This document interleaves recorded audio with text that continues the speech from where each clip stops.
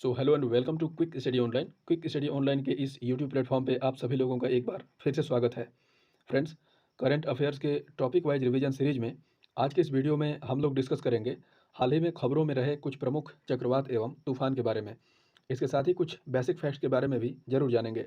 मित्र, इस वीडियो में मैंने बहुत ही कम समय में इस टॉपिक को अच्छे से क्लियर करने की पूरी कोशिश की है और मैं ये उम्मीद करता हूँ यदि आप इस वीडियो से पूरी तरह एक बार गुजर जाते हैं तो इस टॉपिक से आने वाले सभी इंपॉर्टेंट क्वेश्चंस को आप आसानी से टैकल कर पाएंगे। जो भी मित्र railway SSC, PSC, UP triple SC जैसी एक दिवसीय परीक्षा की तैयारी से जुड़े हुए हैं उन सभी के लिए ये क्लास काफ़ी इंपॉर्टेंट एंड यूजफुल होने वाली है। सो मैं हाईली रिकमेंड करता हूँ वीडियो में आप लास्ट तक बने रहें और ये वीडियो आपको कैसी लगी इस बात का रिव्यू कमेंट बॉक्स में आपको अवश्य देना है। तो फ्रेंड्स, आपके सपोर्ट की ज़रूरत है। आइए क्लास की फटाफट से शुरुआत करते हैं। देखिए, क्लास शुरू करने से पहले मैं आपको बता दूं कि सबसे पहले हम लोग जानेंगे कुछ बेसिक क्वेश्चंस हैं, जैसे चक्रवात क्या होता है, ये कितने प्रकार का होता है, इसका प्रभाव क्या होता है, ठीक है, इसकी उत्पत्ति कैसे होती है, इन सारी बातों को पहले हम लोग सुलझाएंगे। ठीक है। देखिए, वास्तव में ये क्लास करंट अफेयर्स की है, लेकिन चीज़ों को मैंने थोड़ी शॉर्टली डिस्क्राइब की है, तो इस चीज़ को आप थोड़ा सा मैनेज कीजिएगा। वैसे मैंने पूरी कोशिश की है कि जो भी टर्म आपके सामने सर्व किया जाए वो आपको अच्छे से समझ में आए। ठीक है, तो आइए देखते हैं। देखिए, वास्तव में दो टर्म होते हैं, एक साइक्लोन और एक एंटी साइक्लोन, यानी चक्रवात और प्रति चक्रवात। ठीक है। चक्रवात का प्रभाव यह होता है कि जब चक्रवात आता है तो आंधी तूफान एवं वर्षा होती है, जबकि जो प्रति चक्रवात होता है इसका प्रभाव यह होता है कि मौसम साफ हो जाता है। ठीक है। जानते हैं चक्रवात के बारे में। तो जैसा कि शब्द से ही स्पष्ट है, चक्रवात, चक्र मतलब गोल और वात मतलब हवा, यानी हवा के गोल आकार में घूमने की घटना को ही चक्रवात बोला जाता है। कैसे उत्पन्न होता है चक्रवात? तो देखिए, आप जानते हैं, सिंपल सा फैक्ट है कि पृथ्वी के चारों तरफ वायुदाब बना हुआ है। ठीक है। और छोटी क्लासेज में हम लोगों ने पढ़ा था पी इनवर्स प्रोपोर्शनल टी, यानी प्रेशर जो होता है वो तापमान के व्युत्क्रमानुपाती होता है। मतलब सीधा है कि मतलब जब दाब बढ़ता है तो तापमान घट जाता है और जब तापमान बढ़ता है तो दाब घट जाता है। ठीक है। तो देखिए, मैंने आपको बताया था कि पृथ्वी के चारों तरफ वायु दाब बना हुआ है। ठीक है। तो ऐसे में क्या होता है कि जो गर्म इलाके के समुद्र तटीय क्षेत्र हैं वहाँ की हवाएं सूर्यातप के कारण गर्म हो जाती हैं। गर्म होने के फलस्वरूप वो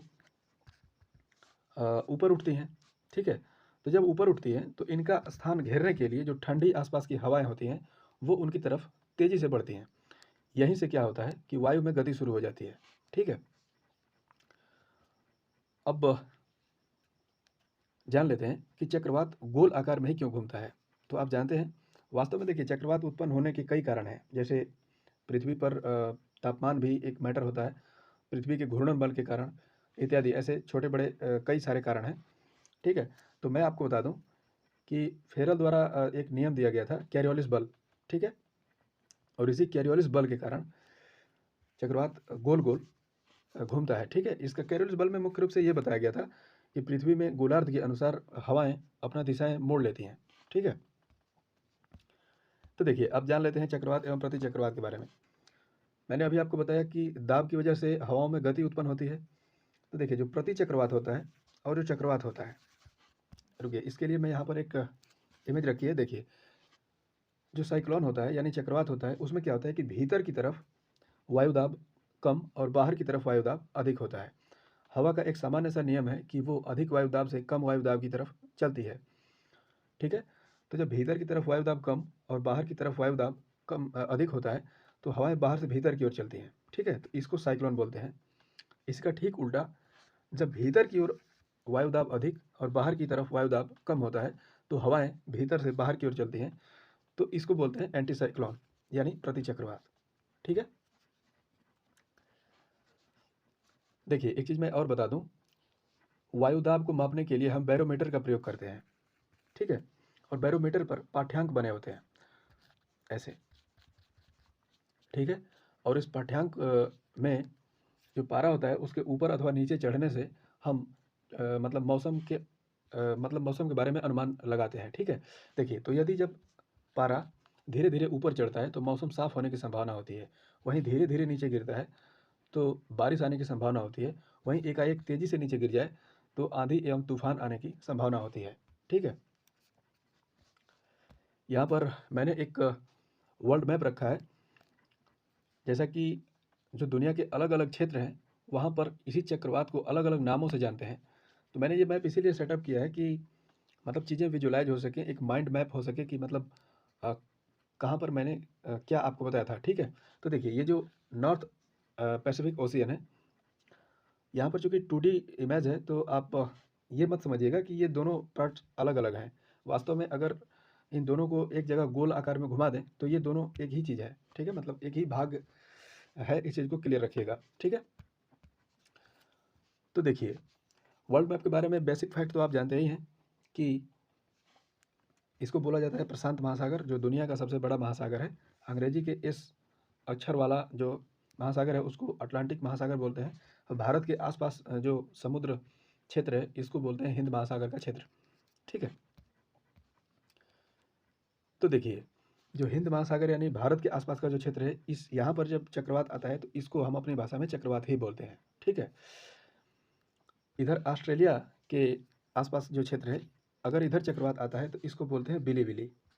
ठीक है, वहीं यदि नॉर्थ पैसिफिक ओशियन की बात करें यानी जापान क्षेत्र में, यदि जापान के क्षेत्र में यदि इधर चक्रवात आता है तो वहाँ की भाषा में इसको टाइफून बोला जाता है। क्या बोला जाता है? टाइफून। ओके, अब हम लोग थोड़ा सा आ जाते हैं अमेरिका की तरफ। देखिए ये जो मैक्सिको की खाड़ी है यह उत्तरी अटलांटिक महासागर का जो क्षेत्र है, अगर इस क्षेत्र में कोई तूफान आता है तो उसको बोला जाता है टार्नेडो।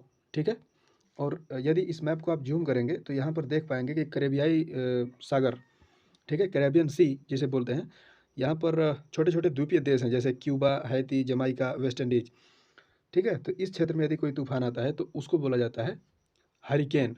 ठीक है ना, तो ये सारी बातें थी बेसिक फैक्ट से चक्रवात से संबंधित।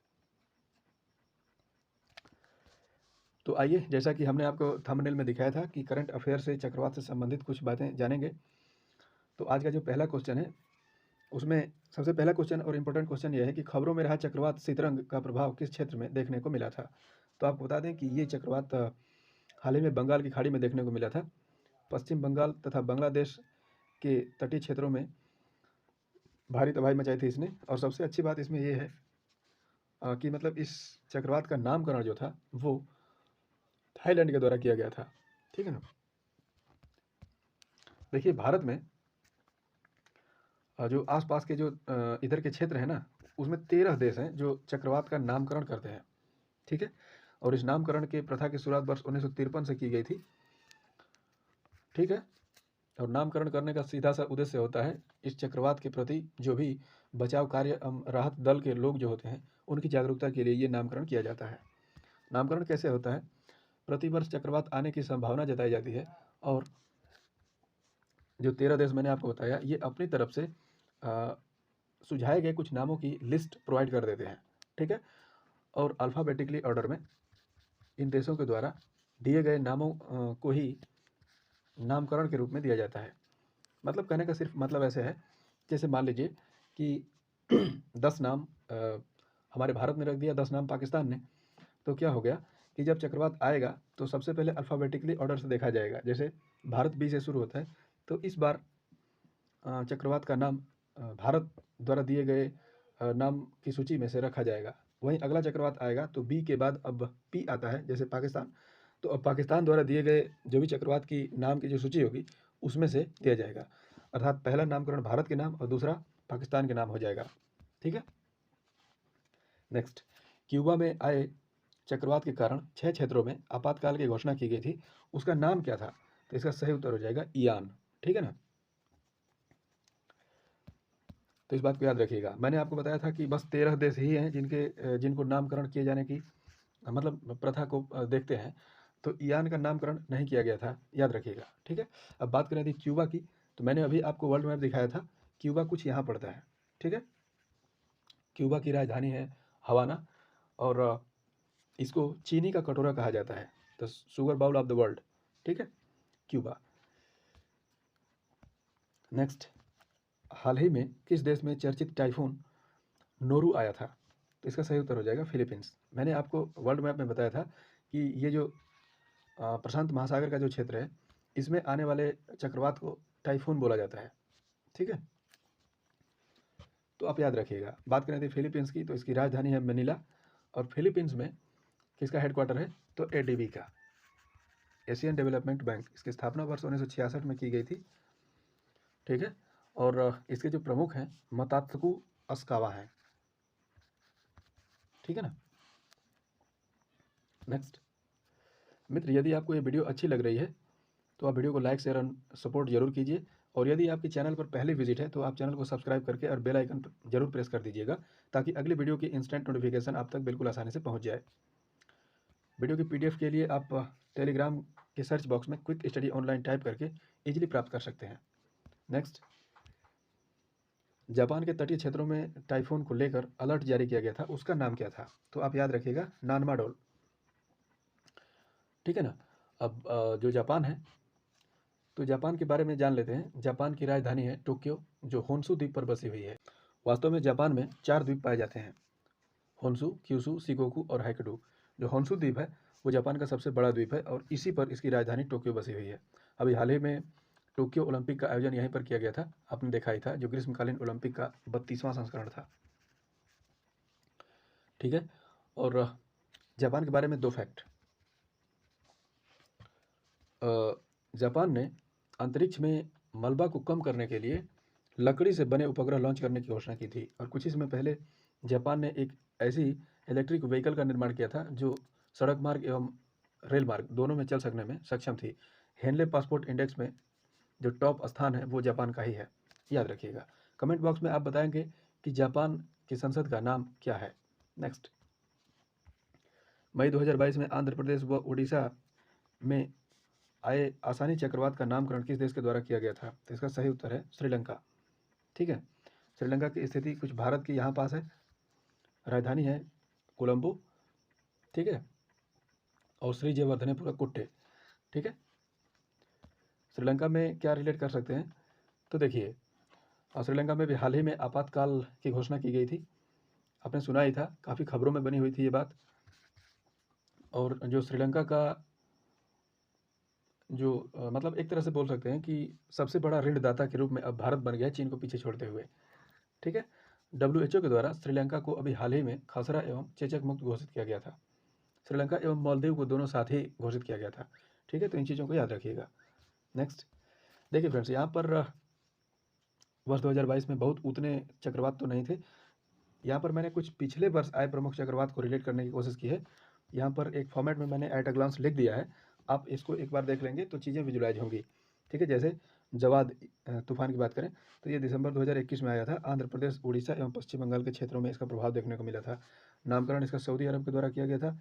शाब्दिक अर्थ इसका उदार था। ठीक है, नेक्स्ट, शाहीन की बात करें तो ये अक्टूबर 2021 में आया था। पूर्वोत्तर क्षेत्र अरब सागर में आया था, और कतर द्वारा इसका नामकरण किया गया था। ठीक है, वहीं सितंबर 2021 की बात करें तो यहाँ पर गुलाब चक्रवात देखने को मिला था बंगाल की खाड़ी में, नामकरण पाकिस्तान द्वारा किया गया। और यास, ये मई 2021 में आया था, उड़ीसा एवं पश्चिम बंगाल के क्षेत्र में भारी तबाही मचाई थी, और ओमान का नामकरण ओमान द्वारा इसका नामकरण किया गया था। और वास्तव में इसका अर्थ है चमेली, जिसे अंग्रेजी अर्थ जैस्मिन के नाम से जाना जाता है। और अंतिम, तौकते, यानी मई 2021 में आया था। गुजरात, महाराष्ट्र एवं कर्नाटक के तटीय इलाकों में इसका प्रभाव देखने को मिला था। नामकरण इसका म्यांमार द्वारा किया गया था, और इसका अर्थ है जोर से शोर मचाने वाली छिपकली। ठीक है, तो फ्रेंड्स, ये थी हम लोगों की हाल ही में आए चक्रवात एवं तूफान से संबंधित चर्चा। उम्मीद करता हूँ ये वीडियो आपको अच्छी लगी होगी।